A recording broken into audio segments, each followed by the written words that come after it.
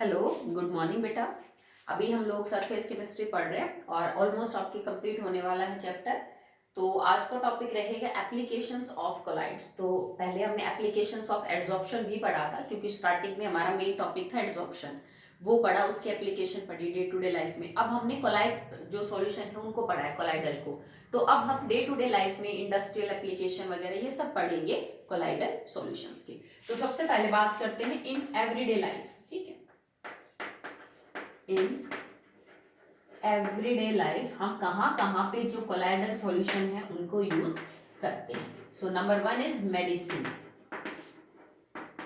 बहुत सारी दवाइयां हैं जिनको आप जो लेते हो that is in the form of colloidal solution. ठीक है, कई सारी दवाइयां हैं जिनको कोलाइडल फॉर्म में इनटेक किया जाता है। रीजन क्या होता है कि उसी दवाई को अगर आप मान लीजिए सस्पेंशन फॉर्म में दोगे तो कोलाइडल पार्टिकल का जो साइज है ना बेटा वो छोटा होता है as compared to the suspension. जैसे मान लो आपके पास कोई 2 ग्राम दवाई है, कोई केमिकल है दैट इज मेडिसिन 2 ग्राम। एक तो आप इसके सस्पेंशन की रेंज के पार्टिकल बनाओ और एक आप इसके कोलाइडल पार्टिकल रेंज बनाओ, तो ये पार्टिकल छोटे साइज में होंगे तो मतलब ज्यादा बन जाएंगे 2 ग्राम में, जबकि सस्पेंशन के केस में पार्टिकल बड़े बनेंगे तो छोटे बनेंगे। ठीक है, सॉरी नंबर में कम बनेंगे। तो यहाँ जब ज्यादा पार्टिकल बनेंगे तो उनका सरफेस एरिया भी क्या हो जाएगा, ज्यादा। ठीक है, जैसे मान लो एक तो तुम्हारे पास ईंट हो और एक उसी ईंट को तुम पीस के पाउडर बना दो, तो पाउडर स्टेट में उसका सरफेस एरिया बढ़ जाएगा ना। तो कोलाइडल स्टेट के अंदर जो मेडिसिन प्रोवाइड की जाती है वो बहुत अच्छे से एसिमिलेट हो जाती है, मतलब एब्जॉर्ब हो जाती है हमारी बॉडी में, क्योंकि उनके पार्टिकल का साइज छोटा है और उस वजह से they have large surface area, और इस वजह से वो बड़ी जल्दी क्या हो जाती है, एसिमिलेट हो जाती है। तो बहुत सी मेडिसिन है जो आपको कोलाइडल फॉर्म में दी जाती है। जैसे एक मेडिसिन है आर्गिरोल। ठीक है, ये आपको कब दिए थे, यूज्ड इज इन आप समझ लीजिए ये कि सिल्वर का कोलाइडल सॉल्यूशन है जो हमें आई लोशन जो होते हैं उनके अंदर देखने को मिलता है। It is a colloidal sol of silver that is used in eye lotion. ठीक है, जो आंख में डालने के लिए जो आपको दी जाती है ड्रॉप्स होती हैं उनके अंदर सिल्वर का कोलाइडल सॉल्यूशन होता है, जो आंख में कोई भी प्रॉब्लम होती है उसके लिए हम यूज करते हैं। ठीक है, इसके अलावा कोलाइडल एंटीमनी का सॉल्यूशन है। एंटीमनी सॉल्यूशन कोलाइडल फॉर्म में is use for the treatment of काला अल्सर, ये इसके ट्रीटमेंट में यूज होता है। Next is colloidal solution of gold. इसको हम एज एन इंजेक्शन यूज करते हैं, इंट्रामस्कुलर इंजेक्शन। इंट्रामस्कुलर इंजेक्शंस की फॉर्म में इसको दिया जाता है। रीजन भी होता है, तो गोल्ड बेटा देखो इसके रेंज वैसी है पार्टिकल की इजीली असिमुलेट हो जाएगा, ऊपर से गोल्ड कोई नुकसान नहीं पहुंचाता है हमारी बॉडी के अंदर, that's why we use it. Next is magnesium hydroxide का कोलाइडल सॉल्यूशन हम यूज करते हैं एज एन एंटासिड। ये तो आप पढ़ चुके हो। ठीक है, क्योंकि एक्सेस ऑफ एसिडिटी को हमारे स्टमक में न्यूट्रलाइज करता है। तो देखो ये जो 4 एग्जांपल बताएं, चारों कोलाइडल सॉल्यूशन है जिनको हम मेडिसिन के फॉर्म में जो है वो यूज करते हैं। चारों के चारों इंपॉर्टेंट है। Argyrol is a colloidal solution of silver used for eye medicines. Antimony का कोलाइडल सॉल्यूशन कालाजार के ट्रीटमेंट में यूज होता है। कोलाइडल सॉल्यूशन ऑफ गोल्ड को हम इंट्रावेनस इंट्रामस्कुलर मस्कुलर इंजेक्शन में यूज करते हैं। और मैग्नीशियम हाइड्रोक्साइड का colloidal solution as an antacid use किया जाता है। ठीक है, कुछ मेडिसिन सस्पेंशन की फॉर्म में भी दी जाती हैं। आपको ध्यान होगा जैसे बच्चों की कुछ दवाइयां होती हैं जो ऐसे आती हैं कि एक लिक्विड अलग से आता है और पाउडर अलग से, और वो मिक्स करके नहीं रखते हैं। वो कहेंगे जब देना हो तो इन दोनों को इस रेशियो में मिक्स करके दे दो। या कई बार यूं होता है कि एक सूखा पाउडर आता है और डॉक्टर कहेगा कि पानी को अच्छे से गर्म करके उसको ठंडा करके फिर उसको इस निशान तक भरो। इसका मतलब उस दवाई का सॉल्यूशन पहले से बना के नहीं रखा गया। ठीक है, आपको तब की तब बनाना होता है। उसके ऊपर लिखा होता है कि अगर आपने एक बार इन लिक्विड्स को मिक्स कर दिया, पाउडर और लिक्विड को, तो आप 3 या 4 या 5 दिन तक इसी दवाई को यूज कर सकते हैं, बाद में ये खराब हो जाएगा। These solutions are actually suspension. वो सस्पेंशन होते हैं क्योंकि आपको पता है सस्पेंशन वैसे भी स्टेबल नहीं होते। अगर आपने उसको 10 दिन तक मिक्स करके रखा तो वैसे ही वो सॉल्यूशन में से उसका सॉल्यूट और सॉल्वेंट अलग अलग हो जाएगा, आपका जो केमिकल है वो खराब हो जाएगा। तो ऐसी दवाइयां जो सस्पेंशन फॉर्म में दी जाती है उनका सॉल्यूट और सॉल्वेंट अलग अलग रखा जाता है, और आपको तभी बनानी होती है जब आप उसको यूज कर सके कि भाई 2 दिन तक तो ये स्टेबल रह सकता है, बाद में जो है अनस्टेबल हो जाएगा। ठीक है, तो कुछ मेडिसिन जो है वो सस्पेंशन में भी काम करती हैं, some work in true solution medium, but ज्यादातर आपको कोलाइडल सॉल्यूशन की रेंज में काम करती हुई नजर आएगी। ठीक है, तो फर्स्ट इज मेडिसिन के केस में। Second, in the case of food items, बहुत सारे खाने के आइटम्स हैं जो आप कोलाइडल फॉर्म में यूज करते हो, जैसे चीज है, पनीर। अब पनीर से बनने वाली कितनी चीजें हैं, दूध है, दूध खुद एक कोलाइडल सॉल्यूशन है, ठीक है। जस्ट लाइक जेलीज है, जैम है, ठीक है, बहुत सारी स्वीट डिशेज हो गई, ठीक है, ये सब के क्या होते हैं बेटा, these actually are the colloidal solution, ठीक है। जैसे कुछ क्रीम्स हैं जो केक के ऊपर क्रीम्स लगाई जाती है, जिसको आप बोलते हो व्हिप्ड क्रीम्स, ठीक है। जेलीज हैं, जो बच्चे जेलीज खाते हैं, तो कई तो खाने पीने की भी जो चीजें हैं वो किसके अंदर आती हैं, बटर है, ठीक है, इन कोलाइडल सॉल्यूशन, ठीक है। Next is fog, smoke and clouds, ठीक है। जो फॉग है, ठीक है, फॉग समझते हो आप, ठीक है, धुआं धुंध, ठीक है, धुआं धुंध, और जो बादल हैं, these are actually colloidal particles, ठीक है। जब हवा के अंदर पानी की बूंद आ जाती है तो उसको हम धुंध बोल देते हैं, फोग। स्मोक क्या होता है, जब फोग और स्मोक आपस में मिल जाते हैं। स्मोक कब बनता है वर्ड बेटा, व्हेन स्मोक, धुआं प्लस में धुंध जब साथ आ जाते हैं, तो जो कंडीशन बनती है that is known as smoke. कई बार आप किसी बड़े शहर में गए हो तो सुबह सुबह शहर के ऊपर बड़ा सारा काला धुआं होता है, ठीक है, that is known as smoke. बादल जो है वो भी एक्चुअली में क्या होते हैं बेटा, कोलाइडल पार्टिकल्स ही होते हैं, ठीक है। बादल एक तरह से एरोसोल है, क्योंकि उसमें ज्यादातर क्या होती है, गैस होती है, पर इसमें बीच बीच में पानी की बूंदें भी होती हैं, ठीक है। तो जब गैस एज ए मीडियम मौजूद होता है हम उसको क्या बोल देते हैं, दैट इज एरोसोल, ठीक है। तो बादल है, धुआं है, धुंध है, ये सब क्या है बेटा, कोलाइडल पार्टिकल्स होते हैं, okay. Next is in the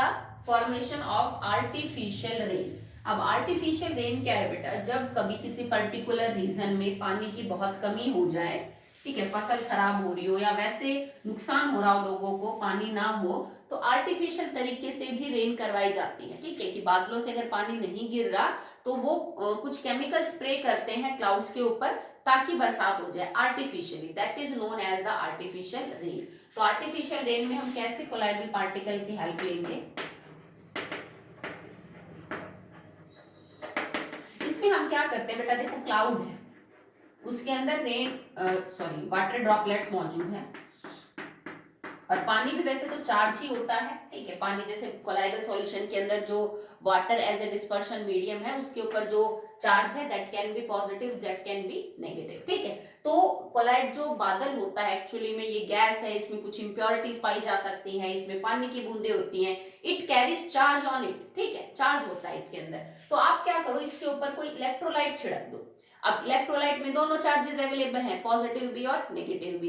इसमें जो भी पॉजिटिवली चार्ज चीज होगी उसको नेगेटिव न्यूट्रलाइज कर देगा, और नेगेटिव चीज को कौन न्यूट्रलाइज कर देगा बेटा, पॉजिटिव। और धीरे धीरे पार्टिकल्स न्यूट्रल होंगे तो वो सेटल डाउन होने लगेंगे। अब सेटल डाउन होने लगेंगे तो कोलाइडल पार्टिकल आपस में इकट्ठे होने लगेंगे, वो बड़े होंगे साइज में, और वो फाइनली इतने भारी हो जाएंगे कि बादल उनको होल्ड नहीं कर सकेगा, और फिर धीरे धीरे बादलों से जो पानी की बूंदें हैं वो नीचे गिरनी शुरू हो जाती है। बारिश का ये मैकेनिज्म होता है कि जब बादल होल्ड नहीं कर पाता पानी की बूंदों का बोझ, तो उसमें से पानी नीचे गिरता है, जिसको हम बरसात बोलते हैं। तो हम यहाँ पे आर्टिफिशियली तरीके से ये काम करवाएंगे कि इसके ऊपर कोई इलेक्ट्रोलाइट छिड़क दो, जैसे मान लो आपने कॉमन सॉल्ट छिड़क दी, अब पॉजिटिव इसके अंदर की नेगेटिव को कोगुलेट करवा देगा, नेगेटिव आयन इसके अंदर जो भी पॉजिटिव पार्ट मौजूद है उसको कोगुलेट करवा देगा। धीरे धीरे कम जो है वो आपके सब्सटेंसेस हैं दे गेट न्यूट्रलाइज, वो आपस में इकट्ठे होंगे, कोगुलेट होंगे, भारी बनेंगे, और फाइनली वो नीचे क्या हो जाएंगे, सेटल डाउन हो जाएंगे, ठीक। चलिए नेक्स्ट देखिए, in the formation of delta. Delta word आपने सुना होगा, ये जो हम ट्राइंगल को कई बार डेल्टा बोल देते हैं ना, ये इसीलिए बोला जाता है, जैसे तुमने एसएस में भी पढ़ा होगा कि नदियां जब समुद्र में मिलती है तो उनके किनारे पे डेल्टा बनता है, एक जगह है, जमीन है, जिसको हम डेल्टा बोलते हैं। उसको डेल्टा बोला इसीलिए जाता है क्योंकि उसकी शेप ऐसी होती है, ठीक है, और ये बहुत ही उपजाऊ मिट्टी होती है जहाँ पे बहुत अच्छी फसल होती है। कई नदियां बड़े बड़े डेल्टा बनाती हैं, तो उसका बनाने का रीजन जो है, पीछे मैकेनिज्म जो है बेटा, वो भी क्या है, दैट इज कोलाइडल सॉल्यूशंस। होता क्या है, मान लीजिए कोई नदी आ रही है, ठीक है, और यहाँ पे आपका समुद्र है, दिस इज सी, ठीक है, यहाँ पे समुद्र है, समुद्र का पानी तो बहुत खारा होता है, उसमें दुनिया भर के सॉल्ट मौजूद होते हैं। यूं समझ लो कि too much amount of electrolyte is present in the salt water, तो यहाँ पे बहुत सारी इलेक्ट्रोलाइट है, ठीक है। और यहाँ से नदी आ रही है, नदी अपने साथ जब भी आती है तो बेटा देखो इम्प्योरिटीज, पत्थर, रेत, कंकड़, पानी, पता नहीं क्या क्या किस किस टाइप का कोलाइडल पार्टिकल अपने साथ भाग के लाती है। भाई किसी फैक्ट्री ने अपना कोई वेस्ट प्रोडक्ट डाल दिया होगा, या पता नहीं नदी में तो क्या क्या चीज मिक्स होती है। तो दुनिया भर के जो कोलाइडल पार्टिकल है वो नदी अपने पानी के साथ क्या लाती है बेटा, बहा के लाती है। ठीक है। अब क्या होगा, मान लो शुरू में जब पहली बार ये चीज समुद्र में एंटर हुई होगी, तो ये जो पानी है ये धीरे धीरे किसके कांटेक्ट में आया, इस सी वाटर के कांटेक्ट में आया। ये एक तरह से नदी का जो पानी है वो आप ये समझ लो कोलाइडल पार्टिकल का सॉल्यूशन है। पानी ऐसे मीडियम मौजूद है, दुनिया भर के कोलाइडल पार्टिकल है, चाहे पॉजिटिव हो चाहे नेगेटिव, सब तरह के होंगे। जब ये समुद्र के पानी के कांटेक्ट में आएगा तो समुद्र का पानी इलेक्ट्रोलाइट में रिच है। कोलाइडल पार्टिकल जब इस इलेक्ट्रोलाइट वाले सॉल्यूशन के कांटेक्ट में आएंगे तो इसके पॉजिटिव तो इसके नेगेटिव से न्यूट्रलाइज हो जाएंगे, और नेगेटिव पॉजिटिव से। तो मतलब जो इतनी दूर से बहते हुए कोलाइडल पार्टिकल आ रहे थे वो बहते बहते समुद्र में नहीं चले जाएंगे सारे, वो इस जगह पे इकट्ठे हो जाएंगे। क्यों? क्योंकि जैसे ही नदी के पानी ने समुद्र के पानी को टच किया, जो कोलाइडल पार्टिकल थे वो समुद्र के पानी में मौजूद इलेक्ट्रोलाइट से न्यूट्रलाइज हो गए और वो वहीं कोगुलेट हो जाएंगे। तो धीरे धीरे वो यहीं बैठने स्टार्ट हो जाते हैं इकट्ठे। भाई ये प्रोसेस तो कंटिन्यू चलेगा। ठीक है, पानी लगातार आ रहा है, लगातार कोलाइडल पार्टिकल आ रहे हैं, और ये प्रोसेस भी लगातार हो रहा है। और धीरे धीरे यहाँ पे कोलाइडल पार्टिकल बिल्कुल किनारे पे, जो समुद्र का जस्ट एज होता है, वहां पे इकट्ठे होने स्टार्ट हो जाते हैं, अंदर तो नहीं जा पाते। ठीक है। और धीरे धीरे यहाँ पे कोलाइडल पार्टिकल जो बढ़ने हैं वो स्टार्ट हो जाएंगे, और एक ऐसी इस टाइप की एक यूं समझ लीजिए आपकी जगह बन जाती है जहां पे बहुत सारे कोलाइडल पार्टिकल इकट्ठे हैं। और उसके बाद ये नदी अपना रास्ता बदल देती है। ठीक है। अब ये क्या करती है, ये कुछ तो इधर से गिरती है समुद्र में और ये कुछ इधर से गिरती है। ठीक है, मतलब रास्ता चेंज कर लेती है, और धीरे धीरे ये डेल्टा बड़ा होता रहता है। ये नहीं कि ये है तो ये साइज फिक्स हो गया, नहीं, अभी भी तो पीछे से नदी जो है वो अपना कोलाइडल पार्टिकल ला रही है। तो धीरे धीरे टाइम टू टाइम ये जो आपका शेप है ये और बढ़ती चली जाएगी। ठीक है, और ये डेल्टा जो है वो बनता चला जाएगा। तो इसमें बहुत सारे मिट्टी, पत्थर, कंकड़, कोलाइडल पार्टिकल जो है होते हैं। वैसे इसको उपजाऊ माना जाता है फसल या किसी भी चीज के लिए। तो डेल्टा का बनना भी एक्चुअली में कोलाइडल पार्टिकल की ही एप्लीकेशन है कि समुद्र का पानी जो है वो इलेक्ट्रोलाइट का काम करता है। ठीक है, और कोलाइडल पार्टिकल नदी जो अपने साथ भाग के लाती है वो समुद्र के किनारे पे आते कोगुलेट हो जाते हैं, वही इकट्ठे होने शुरू हो जाते हैं। और टाइम टू टाइम जब ये प्रोसेस लगातार होगा तो बहुत सारे कोलाइडल पार्टिकल इकट्ठा होके एक इस शेप की जमीन बना लेते हैं जिसको हम डेल्टा बोलते हैं। ठीक है, आपसे ये भी पूछा जा सकता है कि जैसे मान लो कई बार क्या होता है कि बहुत अपने यहाँ तो इतना टेम्परेचर नहीं होता कम, पर बाकी कंट्रीज में टेम्परेचर बड़ा कम होता है, -10, -20, -30 डिग्री। और मान लो एक कंट्री है जिसमें -30 डिग्री सेल्सियस टेम्परेचर है और उसके पास ओशन लग रहा है, जैसे अपने यहाँ मुंबई में है ना समुद्र लग रहा है, अपने यहाँ तो टेम्परेचर उतना नीचे जाता नहीं है। मान लो कि -30 डिग्री सेल्सियस किसी कंट्री में टेम्परेचर है और उसके साथ में कोई ओशन लगा है, तो -30 डिग्री सेल्सियस पे कभी समुद्र फ्रीज होते हुए नहीं देखे होंगे आपने। ऐसा होता है कि नदी की ऊपरी परत फ्रीज हो जाती है, बर्फ बन जाती है, लेक फ्रीज हो जाती है, तालाब है, जोड़ है, वो नदी नाले फ्रीज हो जाते हैं। पर आपने कभी नहीं देखा होगा कोई समुद्र फ्रीज हो गया, जबकि टेम्परेचर जो समुद्र है वहां पे आपको -20, 30, 40, 50 तक मिल जाएगा। तो -50 डिग्री सेल्सियस के अंदर भी जो समुद्र है वो फ्रीज क्यों नहीं होता? तो इसका जो रीजन है वो है सॉल्यूशन वाले चैप्टर में। आपको याद हो कि जब भी आप कोई नॉन वॉलेटाइल सॉल्यूट ऐड करते हैं तो फ्रीजिंग पॉइंट कम हो जाता है पानी का, और समुद्र के पानी में तो बहुत ज्यादा, बहुत हाई कंसंट्रेशन में जो है वो नॉन इलेक्ट्रोलाइट्स मौजूद है। तो उन्होंने पानी का जो फ्रीजिंग पॉइंट है वो इतना कम कर दिया है कि वो इवन -50 डिग्री सेल्सियस के ऊपर भी फ्रीज नहीं होता है। ठीक है, दैट्स व्हाई ओशियंस फ्रीज नहीं होते जब भी इतना कम टेम्परेचर एटमॉस्फेयर के अंदर हो तो। ठीक, चलिए आगे देखिए।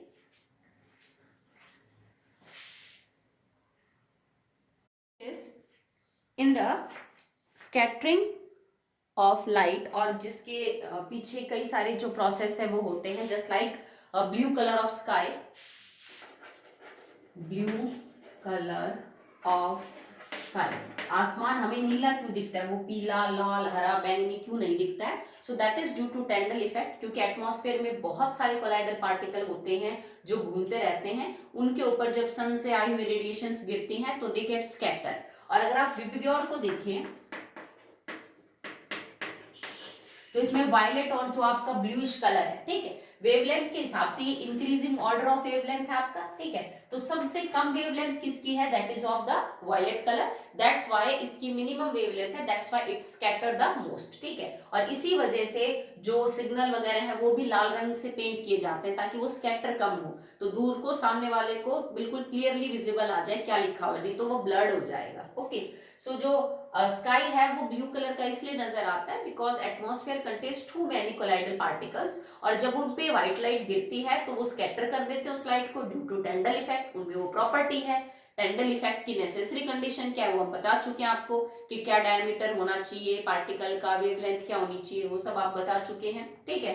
तो जब वो स्कैटर करेंगे तो कलर सारे स्कैटर होंगे, but because violet colour blue colour की जो वेवलेंथ है दैट इज मिनिमम, तो वो सबसे ज्यादा स्कैटर होता है, इसी वजह से आपको आसमान नीला दिखता है। जो ओशियन का कलर है या फिर जो सी है वो भी आपको ब्लू क्यों दिखता है, समुद्र का पानी भी आपको नीला दिखेगा, उसका कारण भी यही है कि समुद्र के अंदर भी दुनिया भर के कोलाइडल पार्टिकल्स होते हैं, ठीक है। एक तरह का वो तो ह्यूज सॉल्यूशन है, तो उसमें भी जब लाइट गिरती है तो वो कोलाइडल पार्टिकल स्कैटर करते हैं लाइट को, and that's why this also appears blue in the colour, ठीक है। नेक्स्ट है टेल ऑफ कॉमेट्स। जो धूमकेतु होते हैं उनके पीछे आपको एक पूंछ सी दिखाई देती है, एक्चुअली में वो पूंछ नहीं होती है, ठीक है। तो जब भी कोई धूमकेतु ट्रेवल करता है, गिरता है कहीं भी, तो उसके पीछे एक टेल सी नजर आती है। उस टेल दिखने का रीजन भी टेंडल इफेक्ट है, क्योंकि एक्चुअली में जो धूमकेतु के पीछे टेल होती है वो और कुछ नहीं, वो उसकी टेंडल कोन है, दिस इज ए टेंडल कोन, जो टेंडल इफेक्ट के दौरान बनती है। और ये क्यों होता है, क्योंकि जब कोई धूमकेतु बहुत ही हाई स्पीड से अर्थ या किसी दूसरे प्लेनेट की तरफ रश करता है तो वो बहुत ज्यादा फ्रिक्शन को फेस करता है। भाई इतनी हाई स्पीड से जब कोई आएगा तो बहुत ज्यादा फ्रिक्शन फेस करता है, और ये घर्षण से उसके जो छोटे छोटे पार्टिकल है धूमकेतु के वो बाहर की तरफ टूटते रहते हैं। जैसे आप किसी चीज को रख, जैसे मान लीजिए दीवार से मैं किसी चौक को रख लूं तो चौक के छोटे छोटे पार्टिकल टूटते हुए चले जाएंगे ना उसके पीछे, तो ऐसे ही किसी भी धूमकेतु के भी छोटे छोटे पार्टिकल पीछे टूटते रहते हैं in by the friction of atmosphere, और यही पार्टिकल तुम्हें दूर से टेंडल कोन के रूप में नजर आते हैं, जो आपको दूर से पूंछ सी नजर आती है कॉमेट्स की, ठीक है। Next is blood. तो मैंने आपको बताया था ब्लड है, हीमोग्लोबिन है, that is a colloidal solution, ठीक है। तो ब्लड हमारे लिए कितना इंपॉर्टेंट है ये चीज तो आपको समझाने की जरूरत नहीं है। तो ब्लड ही क्या है, कोलाइडल सॉल्यूशन है। कई बार आपने देखा भी होगा कि जो कई बार कट लग जाता है, या फिर जो बार्बर होते हैं, नाई होते हैं, जब जेंट शेविंग करवाने जाते हैं तो उनके पास एक पत्थर जैसा कुछ ट्रांसपेरेंट होता है जिसको फिटकरी बोल देते हैं, या फिर कहीं कटवट लग जाए हाथ पे वैसे कहीं, तो फिटकरी लगा के उसको रोक देते हैं। उसका रीजन क्या है, बिकॉज ब्लड जो है वो एक कोलाइडल सॉल्यूशन है, दैट चार्ज इज नेगेटिव, और जब आप उसके ऊपर फिटकरी वगैरह लगाते हैं, कोई और इलेक्ट्रोलाइट लगाते हैं, जैसे मान लो तुमने FeCl3 लगा दिया, तो इस नेगेटिवली चार्ज कोलाइडल सॉल्यूशन को इसका जो पॉजिटिव चार्ज है वो कोगुलेट कर देता है, और तब की तब जो खून का थक्का है वो जम जाता है। भाई देखो कहीं कट लगा उसमें से खून बाहर आ रहा है और उसके ऊपर नेगेटिव चार्ज है, ब्लड के ऊपर कोलाइडल सॉल्यूशन है, तुम कोई ऐसी चीज उसके ऊपर लगा दो जो उसको पॉजिटिव चार्ज दे सके, तो पॉजिटिव नेगेटिव आपस में आएंगे, कोगुलेशन होगा और खून का थक्का जम जाएगा और खून वहां से बहना क्या हो जाता है, बंद। तो बार बार जो फिटकरी यूज करते हैं वो इसी प्रिंसिपल के ऊपर काम करती है, ठीक है। Next is cleaning action of soap. Cleaning action of soap या डिटर्जेंट, तो ये मेरे को समझाने की जरूरत है नहीं, ऑलरेडी आप इसको 10th क्लास से क्या है बेटा पढ़ते आ रहे हो। तो क्लीनिंग एक्शन ऑफ सोप जो है वो आप खुद देख लेना, जिसके अंदर आपको पता है कि जो एसोसिएटेड कोलाइड्स की फॉर्मेशन होती है, मिसल के जब मॉलिक्यूल्स आपस में, साबुन के जब एटलीस्ट 100 मॉलिक्यूल्स आपस में जुड़े और मिसल बनाए, उसके बाद जो है साबुन या डिटर्जेंट कपड़ों पे से गंदगी को बाहर निकाल सकते हैं, तो वहां पे भी हम कोलाइडल सॉल्यूशंस को यूज करते हैं। Next is smoke screens. Smoke screens क्या होती हैं बेटा, यूजुअली ये चीज हम किस में यूज करते हैं, वॉर वगैरह के अंदर यूज करते हैं। ये केमिकली क्या होते हैं, दीज आर एक्चुअली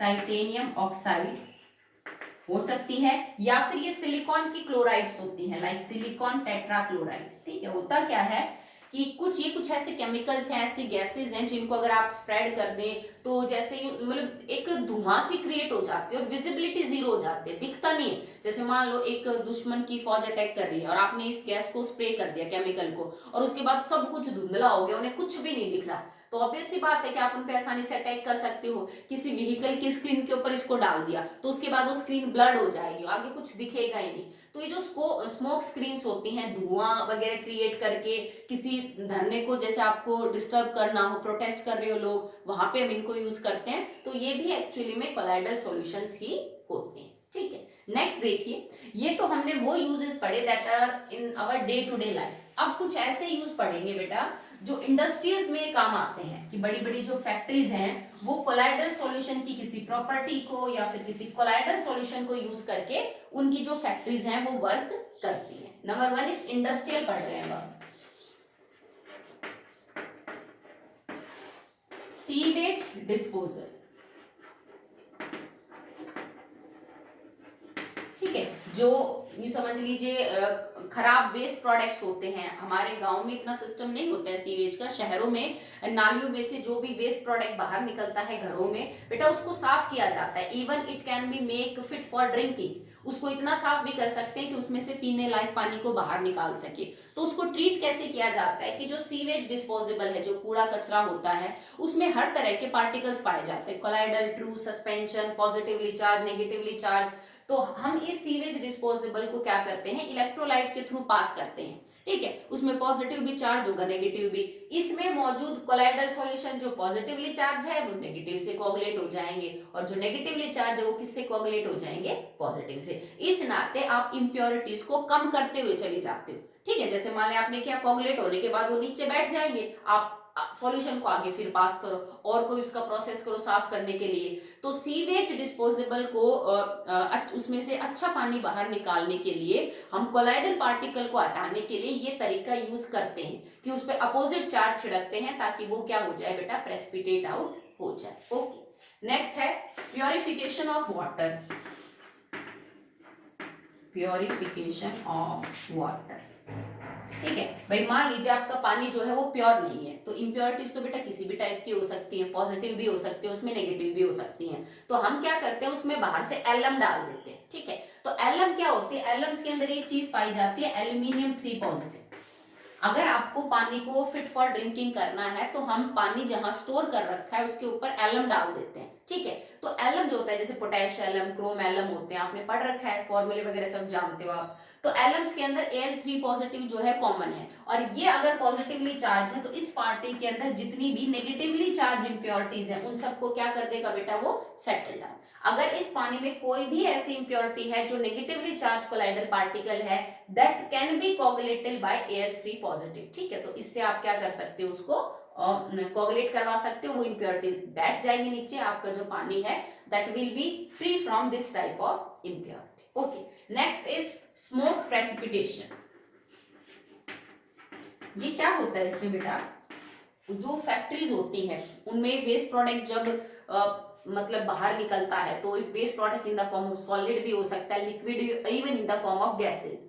जो फैक्ट्रीज किसी चीज को हीट करके कोई प्रोडक्ट बनाती हैं उनमें बहुत सारी एग्जॉस्ट गैसेस बाहर निकलती हैं, बहुत हार्मफुल गैसेस भी बाहर निकलती हैं। जैसे कोई इंडस्ट्री लेदर बना रही है, कोई मान लीजिए जैसे और कुछ नहीं तो ईंट भट्ठे पे जो चीज होती है उसमें देखो कितनी हार्मफुल गैसेस बाहर निकलती हैं। और भी कोई फैक्ट्री हो सकती है जो हीटिंग वाले प्रोसेस के ऊपर बेस्ड है, तो उसमें से जो इतनी हार्मफुल गैसेस बाहर निकलती हैं तो गवर्नमेंट उनको कहती है कि इन गैसेस को है आप लेस पॉल्यूटिंग गैसेस के अंदर कन्वर्ट करके एटमॉस्फेयर में रिलीज करिए। डायरेक्ट रिलीज मत करो कि जो चीज बाहर निकल रही है उसको सीधा एटमॉस्फेयर में जाने दो, फिर तो हमारा एटमॉस्फेयर बहुत पॉल्यूटेड हो जाएगा। तो हम उनको पूरी कोशिश करते हैं कि उन हार्मफुल और डेंजरस गैसेस को लेस हार्मफुल गैसेस के अंदर कन्वर्ट कर सके। ठीक है, तो आप करते क्या है, मान लीजिए किसी फैक्ट्री की चिमनी में से कोई गैस बाहर निकलनी है, अब आप इसको एज इट इज नहीं छोड़ सकते। हम क्या करेंगे, ये गैस जहां से भी आ रही है इसको पहले एक ऐसे चैम्बर में से पास करते हैं जिस चैम्बर के अंदर दोनों साइड में इलेक्ट्रिक फील्ड लगी है। ठीक है, जैसे मान लो आपने गैस को एक ऐसे चैम्बर में से गुजारना है जिसके दोनों साइड इलेक्ट्रिक फील्ड लगी है। अगर इस हार्मफुल गैसेस के मिक्सचर में कोई भी पॉजिटिवली या नेगेटिवली चार्ज कोलाइडल पार्टिकल है तो वो अपोजिट इलेक्ट्रोड की तरफ जाके चिपक जाएगा। जैसे मान लीजिए आपने इस गैस को पास किया, it contains impurities in the form of colloidal particle negatively और positively charged, तो जो पॉजिटिव इलेक्ट्रिक फील्ड है उसकी तरफ नेगेटिव पार्टिकल भागेगा और नेगेटिव की तरफ क्या भागेगा, पॉजिटिव पार्टिकल भागेगा। और इस नाते हम गैस के अंदर से कुछ हार्मफुल कोलाइडल पार्टिकल्स को क्या कर सकते हैं, कम कर सकते हैं। दूसरा, आगे तुम कैटालिटिक कन्वर्टर भी यूज कर सकते हो, तुम कुछ ऐसे मेटल भी यूज कर सकते हो जो एक ज्यादा हार्मफुल गैस को लेस हार्मफुल गैस में कन्वर्ट करे, जैसे कार्बन मोनोऑक्साइड का ऑक्सीडेशन करके उसको CO2 में कन्वर्ट कर दो, it is a less harmful gas. Carbon monoxide और इन दोनों की तो जो आप समझ लीजिए कि पॉइजनस नेचर है, उनका कंपैरिजन भी नहीं है, ये तो बहुत ज्यादा पॉइजनस है एज कंपेयर टू CO2। तो हमारी कोशिश रहती है कि कम से कम पॉल्यूटेंट को एटमॉस्फेयर के अंदर रिलीज किया जाए, ठीक है। Next is in the photography. तो फोटोग्राफी में यूजुअली पहले जो होती थी ना, जैसे नेगेटिव वगैरह होते थे, उसके अंदर हम सॉल्यूशन यूज करते थे, किसका, सिल्वर, जो आपके पास क्लोराइड है, सिल्वर ब्रोमाइड है, इनके सॉल्यूशंस को हम यूज करते थे। Usually it is AgBr। AgBr का सॉल्यूशन जो है वो यूज किया जाता था इन दैट फोटोग्राफी सॉल्यूशंस वगैरह के अंदर धोने में, उनको डेवलप करने में। Okay, next is in the form of, 2-3 experiment हैं आपके main. Next is in the rubber industry. तो रबर हमें कहां से मिलता है बेटा, फ्रॉम रबर प्लांट।